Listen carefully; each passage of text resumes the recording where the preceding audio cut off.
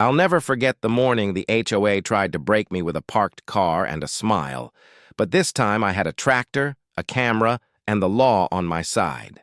The first light ran a gold edge along the chrome of the luxury sedan straddling my access road, and all I could think was how neatly arrogance likes to park across a man's livelihood. How a simple block can feel like a hand on your throat when you've got crops waiting for water and feed waiting for mouths. My name is Calvin Brooks, and I've been farming this land long enough to know every dip and rut in the gravel by sound alone, long enough to remember when this valley was quiet and the only rules were weather and work. My grandfather bought these acres with calloused money and a stubborn grin. My father held them through lean years and dry ones, and when I took over I promised I'd keep the rows straight, the paperwork tighter than a drum, and the gates open for anyone who came in good faith. What I did not promise was to bow to a homeowners association that sprouted up like ornamental grass along my eastern fence and started calling itself the Keeper of Standards. And at the center of those standards stood Karen, the HOA president, a woman whose voice could frost a window in July and whose favorite phrase was "property values said like a prayer."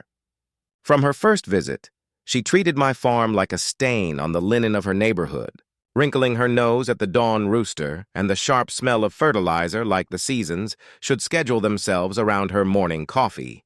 She told me my barn's red was aggressive, my tractor's industrial, my wheat unsightly, and if she ever called me neighbor, I never heard it.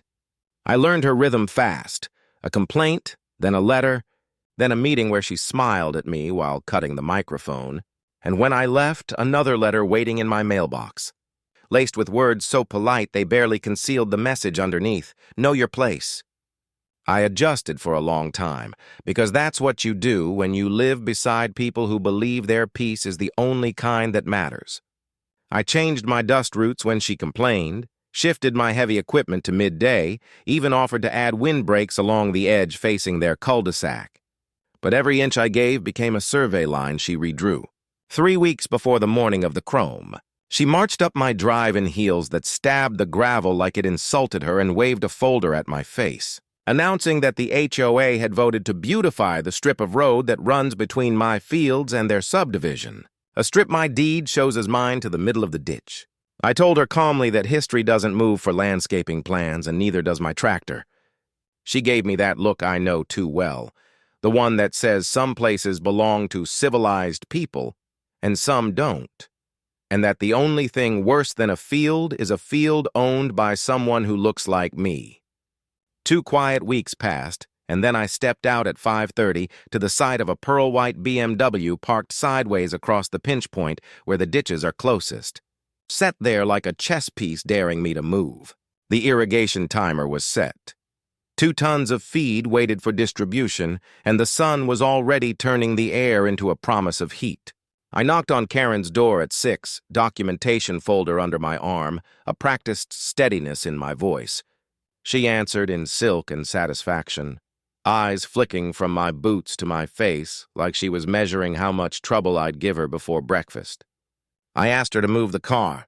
She smiled and said the road looked too rural for the community experience, and this would encourage me to be more considerate of my neighbors, then closed the door with a soft click that told me she'd done this before, just not to someone prepared to push back. I called the sheriff, and dispatch said a pileup on the interstate had every available unit tied up for hours. I stood there listening to the irrigation clock in my head tick toward failure and felt something old and steady shift into place. I went back to the barn, turned on the shop lights, and did what my grandfather taught me. Make a record, make it airtight. I walked the road with my camera, filming the car from all angles, panning slow across the no trespassing signs at both ends of the strip, pushing in on the survey stakes lined like witnesses.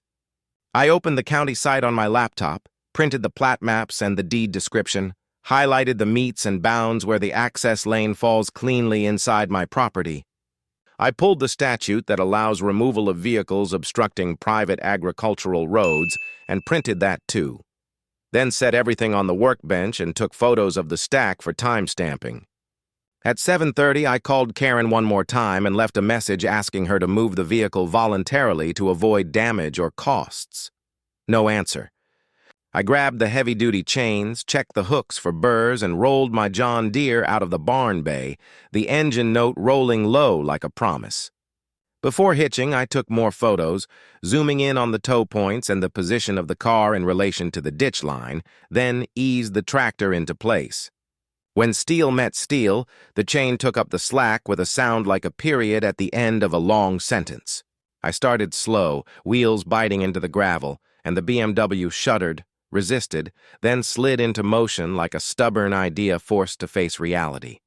I could have moved it 20 feet and cleared the road, but some lessons require distance to set. I steered through the gate into my east pasture, the car skipping and dancing on ruts it didn't understand, white paint meeting honest mud, low clearance learning the shape of an actual field. By the time I hit the 100-yard mark, I heard the first voice behind me, a scream that bent itself around my name and the words, "You can't do that, and police, and you'll pay for this." And I didn't look back, because if I had, I might have seen the heel catching in the grass, the robe flapping, the entitlement turning red in the face. The tractor pulled a neat line across the pasture, the car collecting flecks of earth and blades of grass like it was finally contributing something to the soil. I took us through the corn rows where the irrigation had left the soil dark and forgiving. The sedan nose-plowing furrows up to its grill, stalks rattling against the undercarriage. A green confetti storm that would never vacuum out. A couple of HOA board members and neighbors had followed, phones up, filming like this was a parade. One of them shouted that I was destroying property, and I said calmly over my shoulder that the property had been used to commit trespass and obstruct agricultural operations, and that I was removing it under county code, whatever point whatever, and that any damage arose from the owner's unlawful act. Someone scoffed at agricultural operations like it was a term I'd invented, and another said this is a neighborhood, not a farm. And I thought how people say neighborhood when they mean we built our idea of the world on top of yours and expect you to vanish. The path took us past the compost windrows, where manure loosened by time and heat was turning into next season's black gold. The smell rose up thick and honest, and I heard gagging behind me, the kind of sound people make when the truth hits them in the face. The BMW was no longer white. It was a patchwork of brown and green and broken pride.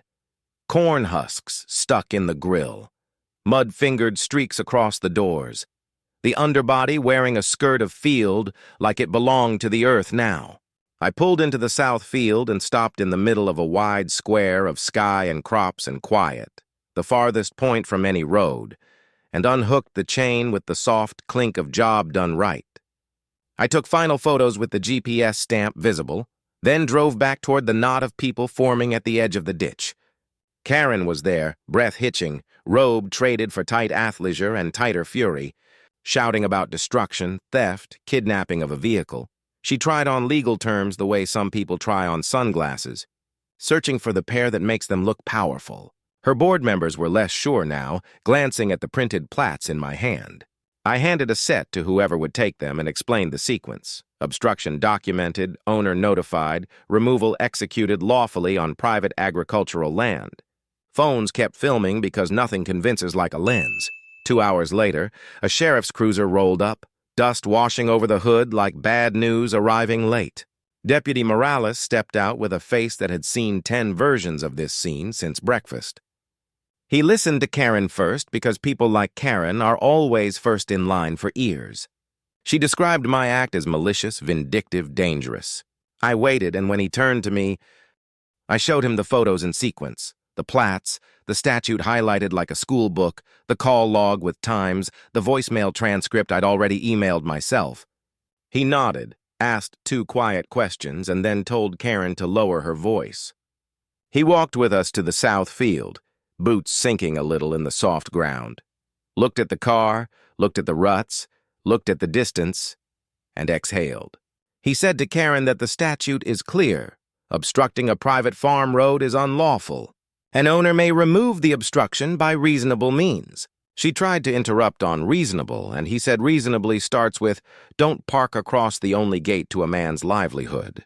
She said I'd chosen the long way on purpose. He said perhaps so, but the longer way is not the illegal part. Then he wrote her citations, trespass and obstruction of agricultural operations, 500 each, and she sputtered that she'd pay nothing and call the county commissioner. And he told her the commissioner farms soy 2 towns over and would likely tell her to apologize. I called a tow company I use for broken balers, and they quoted a premium off-road recovery rate that made Karen's face fold into itself. I signed the authorization and stepped back while the driver worked, winching the sedan onto a flatbed with a patience that said he'd done worse and seen funnier. While the cable sang, a neighbor I'd never spoken to drifted near and said under his breath, "You handled that cleaner than I would have." And I said there's a difference between anger and aim, and I carry aim. I thought that would be the end, but people like Karen do not retire from a fight when they're wrong. They escalate. She called an emergency HOA meeting that evening, insisting attendance was mandatory for anyone who cared about the future of Meadow View and the dignity of the community. I went because dignity was exactly what was at stake. The clubhouse smelled like lemon cleaner and fear. Cameras from 2 local stations stood near the back because the neighborhood app had already turned the story into a wildfire. Karen took her place at the head table in a tailored jacket, and a tremor she tried to hide by gripping the gavel. She opened with a speech about community standards and threats to order, about dangerous behavior and the need for decisive leadership, about how certain activities are incompatible with modern suburban life. I listened and heard the same old song with different words. We built our comfort on top of your work, and now we want the work quiet, invisible, obedient. When she finished, she tried to push a resolution authorizing the board to pursue all legal remedies against me for damage to member property and creating a hostile environment. A hand went up in the 3rd row. Robert Henderson, retired attorney, 3 houses down from Karen, a man who keeps his lawn neat and his conscience neater. He asked to speak. She tried to defer. The room murmured. She nodded. He stood with printouts of his own and said he'd reviewed the covenants, the plats, the county code, and my documentation, and that the HOA had no jurisdiction over my private road. He also said he'd found payments from the HOA General Fund logged as consultations that appeared to be personal legal advice for Karen regarding actions against my farm, which, he said, is misappropriation of community resources and a breach of fiduciary duty. The room changed temperature. Her allies looked at their shoes. Her gavel tapped 3 times like she could beat the facts back into silence. She said this is a smear. Someone in the back said it's a pattern. A woman who'd once complained to me about dust stood up and said she was sorry and that she'd seen enough. A younger neighbor lifted his phone and read from the app thread where Karen had called my place uncivil, typed in a tone that thought it was private. Another voice, tight with something I recognized, asked why uncivil always seems to land on people like me. Karen's face hardened, and in that hardness the mask slipped. She snapped that this neighborhood has standards and that farm behavior belongs out there. And the room heard what I had been hearing for a year. The line between us and them, drawn with HOA stationery. A hush moved through the row of faces while the cameras waited. Robert recommended a vote to suspend the board pending review. Hands rose like a field catching wind. The motion carried. The gavel left Karen's hand and didn't come back. She shook, insisting the community would fall apart without her, that property values would collapse, that people like me would turn the place into a farmyard. And then the double doors opened and a plainclothes county investigator stepped in with a folder and a small, tired smile that comes from long days of reading people's secrets. He announced that based on Deputy Morales's report and the documents already circulating, the state attorney's office had opened an inquiry into HOA harassment of agricultural operations protected under right-to-farm statutes. He also noted potential misuse of funds. Karen tried to speak and only managed a breathy, "This is outrageous," and he said what's outrageous is blocking a man's gate and calling it community. The meeting dissolved into 100 small conversations and 3 big realizations. The board was done, the cameras were rolling, and the neighborhood had to decide what kind of story it wanted to be in next. I walked out under the weightless dark that comes when you've held your breath for weeks and finally exhale. The next morning brought headlines and apologies, pies left on my porch and notes written in that careful printing people use when they're trying to say, "We see you now." A chef from 2 streets over asked if he could buy cornmeal made from my next harvest of heirloom, and I told him we'd see. I spent the day repairing the gate that the tow truck had widened and the evening checking the irrigation schedule I'd missed. When the field lights clicked off, I stood in the quiet and listened to the rows talk back in that rustle that sounds like gratitude. I thought of my grandfather, of the stories he told about polite refusals and paper walls, about how a man's best tool is a record he keeps for the day he needs it. And I knew this wasn't finished because power never goes quietly. But the land was steady beneath my boots, and I had more rows to walk, more notes to take, more days to live here like I belong because I do. The week after the meeting, letters went out to every household in Meadowview Estates. This time not from Karen's desk, but from the interim board secretary. A man who had spent most of his HOA tenure quietly fixing irrigation timers and avoiding conflict.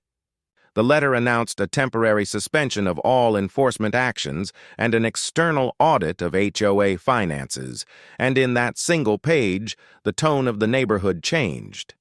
No one said it out loud, but they all knew the cameras and the investigators were still watching, and for the first time the cul-de-sacs felt smaller than the land surrounding them. 2 days later, a county truck rolled up to my farm carrying an investigator from the Agricultural Commission and a representative from the Right to Farm program. They asked to walk the boundary, checked the markers, took photos, asked questions about Karen's past complaints, and thanked me for documenting everything so thoroughly. They said it made their job easier and made it impossible for anyone to rewrite the story. I didn't smile, but I felt something unclench inside. The report came out 3 weeks later, 74 pages long, heavy with citations, a tidy monument to bureaucracy finally used for fairness. It concluded that the HOA, under Karen's leadership, had engaged in a sustained campaign of harassment and unlawful interference with protected agricultural operations, recommended civil penalties, restitution, and referred potential misuse of funds to the county attorney's office. Karen received her copy by certified mail, signed for it herself, and neighbors said they could hear her shouting before the door even closed. By then, the federal inquiry had picked up speed. Turns out misuse of HOA funds combined with deceptive filings on community budgets falls under mail fraud if you're creative enough with the envelopes, and Karen had been creative. The local news station did a follow-up segment titled "From HOA President to Defendant," running footage of the BMW being dragged through the field, side by side with shots of court documents. Social media turned it into a meme, the kind that travels faster than truth but carries a hint of it all the same. Her voice from the meeting, "This neighborhood has standards," became the caption under pictures of tractors, barns, and grain silos across the county. Farmers messaged me from towns I hadn't visited, saying they knew exactly what it felt like. The case wound through the small courthouse with its slow fans and creaky benches, and when the day came, I sat quietly at the back while Karen faced the judge, her lawyer doing the talking. He pled her down from multiple counts to 2 misdemeanors and an agreement to pay restitution. When the judge asked if she understood, Karen nodded, her hair neat, her eyes unfocused. The sentence came to community service at the County Agricultural Center. 40 hours of work cataloging seed varieties, filing soil reports, learning the science behind what she had tried to erase. She was also ordered to pay me $3,000 in damages and to issue a written apology, which arrived later typed on HOA letterhead that now bore someone else's signature. It read like a press release, but I kept it anyway. I know what symbolic paper looks like. It's a fence post, not a fence. After that, she sold her house and moved 2 towns over. The new board sent a delegation one Saturday to formally apologize. I accepted, offered them lemonade, and told them the land would stay as it was. One of them asked if I'd ever consider opening the farm for educational tours for their kids to learn about heritage agriculture. I said maybe when the season turns and the wheat's high enough to show what patience looks like. Summer came and went, the fields full and honest, the sky wide and unbothered. The access road stayed clear. Sometimes cars still slow down at the edge of the property. Neighbors looking to see the infamous field, the one that taught everyone a lesson about boundaries. I wave when I see them because I've learned that winning isn't about who drives past, it's about who stays rooted. One evening, I was out by the barn checking the hinges when Deputy Morales pulled in, dust trailing behind him. He leaned out the window and said, "Heard the county's putting up a sign." I raised an eyebrow and he grinned. "Agricultural heritage site. Protected under state law. Thought you'd like that." We stood there for a while, watching the light fade over the rows, and he said quietly, "You handled it right, Calvin. Most folks would have let it break them." I said most folks haven't had as much practice holding the line. When he left, the crickets took over, and the barn creaked in that slow, contented way old buildings do when they know they've earned another century. I walked down the access road, the same one that had started all this, and kicked at the gravel, thinking how something so small could carry so much history. From the hill, the subdivision's porch lights blinked on one by one, stars of another sky, and for once they didn't feel like a threat. I thought about how power had shifted, not vanished, just changed shape, and how every act of standing up leaves a mark, even if it's just a rutted path through a field. I realized then that Karen had given me something she'd never meant to. Proof that even the smallest piece of land can push back if you tend it with truth. When the wind picked up, it carried the smell of wheat and earth and a trace of gasoline.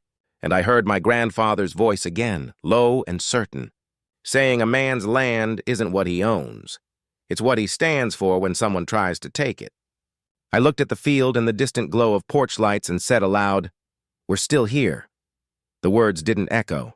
They sank into the soil where they belonged. Moral: sometimes the law takes the long road, but it still gets there, just like a tractor steady through the mud, pulling the truth behind it until every lie runs out of ground. If you like this story, hit that like button, share your thoughts below, and subscribe for more HOA tales and real-life neighborhood drama each week.